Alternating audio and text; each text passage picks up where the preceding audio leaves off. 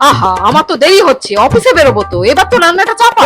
দেরি হচ্ছে তো আমি কি করবো? দেরি হচ্ছে হোক, তাই বলে আমি আমার রাশিফল না দেখে রান্নাঘরে ঢুকবো? আমাকে দেখতে হবে না আজকে আমার আগুন টাগুনে ভয় আছে কিনা? রাশিফল না দেখে রান্নাঘরে ঢুকি আর পুড়ে মরি, এটাই তো চাও তুমি। আগে আমি আজকে রাশিফল দেখবো, তারপর রান্নাঘর যাবো। এই কি খাবে?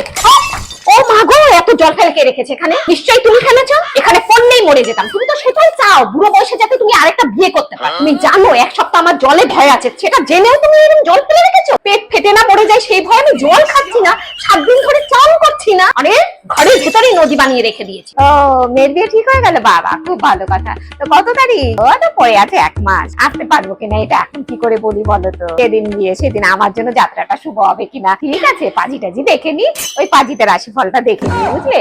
তারপর জানাবো ক্ষণ। না না, আমার হলুদ ফুলই লাগবে।